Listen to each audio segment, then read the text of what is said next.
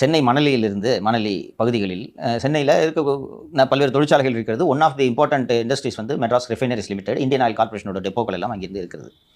அங்கிருந்து சுத்திகரிக்கப்பட்ட petrol, diesel உள்ளிட்ட பல்வேறு பெட்ரோலிய பொருட்கள் நகரின் பல்வேறு பகுதிகளுக்கு செல்லும். அங்கிருந்து வரக்கூடிய அந்த வாகனங்களை மடக்கி ஒரு இடத்தில் நிறுத்தி வைத்து அதை மொத்தமாக ஒரு டேங்கரில் கொட்டி அதில் 25% வேறு பொருட்களை கலப்படம் செய்து அந்த 25% பெட்ரோல் அல்லது டீசல் அல்லது வேறு பெட்ரோலியம் ப்ராடக்டை கள்ளச்சந்தையில் விற்பனை செய்வது தான் ஆயில் பிஸ்னஸ். இந்த ஆயில் பிஸ்னஸை இதற்கு முன்பு செய்து கொண்டிருந்தவர் பாபு என்கிற ஆயில் பாபு. அவர் தான் இந்த தொழிலை செய்து கொண்டிருக்கிறார். அவர் தான் விநாயகத்துக்கு இதை அறிமுகப்படுத்துகிறார். விநாயகத்துக்கு இதை அறிமுகப்படுத்தினதும் விநாயகம் நம்ம என்ன இவனுக்கு கீழே வேலை செஞ்சிருக்குது, நம்மளே இதை செய்வோம் என்று பாபுவை விரட்டி விட்டு இவர் முழு நேர தொழில் செய்கிறார். இந்த தொழிலில் மட்டும் மாதம் 50 லட்சம் ரூபாய் விநாயகத்துக்கு வருமானம். பல்வேறு கொலை வழக்குகள் நிலுவையில் இருக்கின்றன. இவர் இந்த அலமாதியில் ஒரு இதுக்குன்னே இந்த அடல்ட்ரேஷன்